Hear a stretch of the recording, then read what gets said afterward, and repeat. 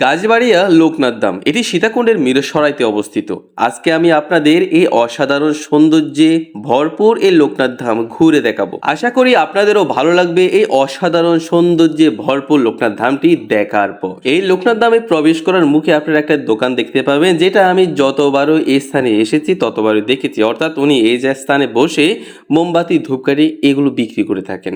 আপনারা চাইলে এই দোকান থেকে মোমবাতি ধূপকাঠি কিনে তারপর মন্দিরে প্রবেশ করতে পারেন। যেহেতু আমাদের ধর্মীয় স্থানে গেলে আমরা মোমবাতি ধূপকাঠি কিনে থাকি, তাই এখান থেকে কিনে আপনারা এই মন্দিরে নিয়ে জ্বালাতে পারেন। এরপর সামান্য এগিয়ে গেলে আপনারা দেখতে পাবেন এখানে অন্যরকম একটি মন্দির রয়েছে, যেখানে রয়েছে বিশাল আকৃতির মহাদেবের প্রতিমা এবং বাবা লোকনাথের প্রতিমা। তার পাশে রয়েছেন বিশাল আকৃতির মা কালীর প্রতিমা। এখানে একটা বিষয় প্রকাশ পায়, সেটা হচ্ছে মা কালী এবং মহাদেবের সর্বশক্তির অধিকারী হচ্ছেন ত্রিকালদর্শী বাবা লোকনাথ। তো আমি এই লোকনাথ ধামের মূল মন্দিরে যাওয়ার আগে এখানে থাকা বিশাল আকৃতির মা কালী, বাবা লোকনাথ এবং মহাদেবকে প্রণাম জানিয়ে নিলাম। আপনারাও এই লোকনাথ ধামের মূল মন্দিরে যাওয়ার আগে এখানে থাকা বিশাল আকৃতির মা কালীর প্রতিমা, বাবা লোকনাথের প্রতিমা এবং মহাদেবের প্রতিমার সামনে মোমবাতি ধূপকাঠি জ্বালিয়ে প্রার্থনা করে নিতে পারেন। এই বিশাল আকৃতির ভগবানের প্রতিমাগুলো যতই দেখি ততই দেখতে ইচ্ছা করে, কারণ এই ধরনের প্রতিমা আপনি অন্য কোথাও তেমন দেখতে পাবেন না। চলুন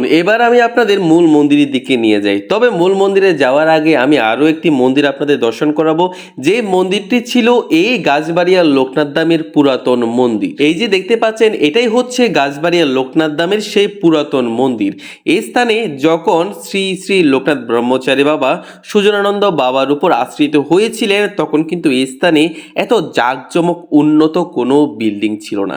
এখানে ছিল একটি কুটির ঘর, যে ঘরের মধ্যে মন্দির বানিয়ে বাবা লোকনাথকে পুজো দিয়েছিলেন সুজনানন্দ ব্রহ্মচারী। এই যে বিগ্রহটি দেখতে পাচ্ছেন এটা হচ্ছে বারোদি লোকনাথ আশ্রমের যে বিগ্রহটি রয়েছে, ওই বিগ্রহের আদলে তৈরি করা একটা বিগ্রহ। তার পাশেই দেখতে পাবেন এখানে অনেক রকমের অদ্ভুত আকৃতির কিছু পাথর রয়েছে, যেগুলো বাবা সুজনানন্দ ব্রহ্মচারী কিন্তু এগুলো সংগ্রহ করে নিয়ে এসেছেন নানান জায়গা থেকে। এখানে এমন কিছু মূর্তি রয়েছে যেগুলো সুজনানন্দ ব্রহ্মচারী বাবাকে তার ভক্তরা এনে দিয়েছেন, যা অলৌকিকভাবে তারা পেয়েছিলেন। এইখানে দেখতে পাচ্ছেন মহাদেবের প্রতিমা রয়েছে, চণ্ডীর প্রতিমা রয়েছে, দেবী দুর্গার প্রতিমা রয়েছে, মা কালীর প্রতিমা রয়েছে। তার পাশাপাশি এখানে রয়েছে বৌদ্ধদেবের প্রতিমা, আবার তার মাঝে রয়েছেন এখানে আদি যুগীর বিগ্রহ।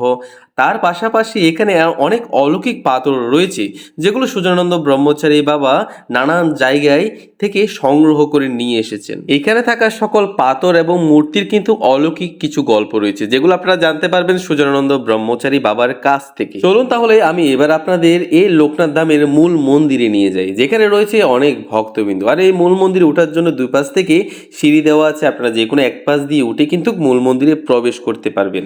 এই যে দেখতে পাচ্ছেন এখানে কিন্তু প্রচুর ভক্তবিন্দু রয়েছে, যাদেরকে সুজনানন্দ ব্রহ্মচারী বাবা উপদেশ দিচ্ছেন কি করা প্রয়োজন, এই আধ্যাত্মিক জীবনটাকে কিভাবে আধ্যাত্মিকতায় পূর্ণ করে তোলা যায়, আমাদের এই জীবনযাত্রার মান কিভাবে উন্নত করা যায়, আমাদের কি করণীয়, এই মনুষ্য জগতের জন্মগ্রহণ লাভ করে আমাদের আসলে করণীয় কি, সকল কিছু সম্পর্কে তিনি সবাইকে নানান ভক্তিমূলক কথাবার্তা প্রকাশ করছিলেন। আলোচনা শেষে সুজনানন্দ ব্রহ্মচারী বাবা নিজ হাতে বাবার ভোগ প্রদান করছিলেন সকল ভক্তবিন্দুর মাঝে।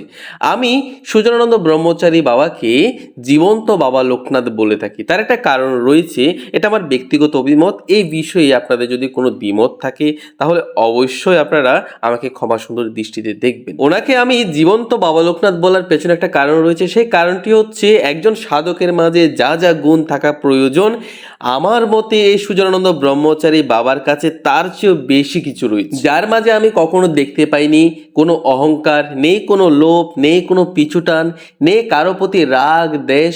ওনার মাঝে শুধু রয়েছে এই মনুষ্য জগৎকে কিভাবে সুন্দর করে তোলা যায় তার চিন্তা ভাবনা। উনি ওনার কাছে যখন যাবেন, ওনার সাথে কথা বলবেন, তখন বুঝতে পারবেন যে উনি আসলে কি পরিমাণ সাদা মনের মানুষ। এটা হচ্ছে গাছবাড়িয়া লোকনাথ ধামের মূল মন্দিরের গর্ভগৃহ। এখানেও কিন্তু নানান ধরনের অলৌকিক পাথর রয়েছে, যেগুলো আপনারা দেখতে পাচ্ছেন। এই যে বাবার সামনে কালো রঙের যে পাথরগুলো রয়েছে, এগুলো সবগুলো কিন্তু সুজনানন্দ ব্রহ্মচারী বাবা নানান জায়গা থেকে সংগ্রহ করে নিয়ে এসেছেন। তাই এই মূর্তিগুলোতে, এই পাথরগুলোতে কিন্তু অলৌকিক একটা একটা বিষয় অবশ্যই রয়েছে। তো সুজনানন্দ ব্রহ্মচারী বাবা উপরের সকল কাজ শেষ করে নিচে যাচ্ছেন ভোগের প্রসাদ নিয়ে, কারণ এখানে প্রতি শুক্রবার দুপুরবেলা যে পুজো হয় ওই পুজো শেষে মহাপ্রসাদ বিতরণ করা হয়।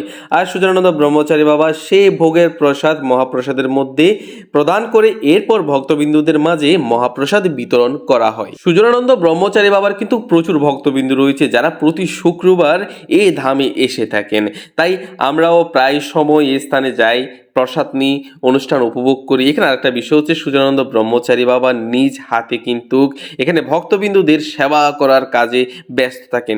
এই জিনিসটার কারণে ওনাকে এত বেশি ভালো লাগে। তো আমরা যারা সাপ্তাহিক অনুষ্ঠানে উপস্থিত ছিলাম সকলে প্রসাদ নেওয়ার জন্য লাইন ধরে বসে গেলাম, প্রসাদ নিলাম একেবারে তৃপ্তি ভরে। এখানকার প্রসাদগুলো কিন্তু প্রতিবার অসাধারণ হয়। তো আমরা প্রসাদ গ্রহণ করে মূল মন্দিরে গিয়ে বাবা লোকনাথকে প্রণাম জানিয়ে সুজনানন্দ ব্রহ্মচারীর কাছ থেকে আশীর্বাদ নিয়ে আমরা আবার বাড়ির উদ্দেশ্যে রওনা দিলাম। ভিডিওটি ভালো লেগে থাকলে অবশ্যই একটি শেয়ার করে দিবেন যাতে অন্যরাও দেখতে পায়।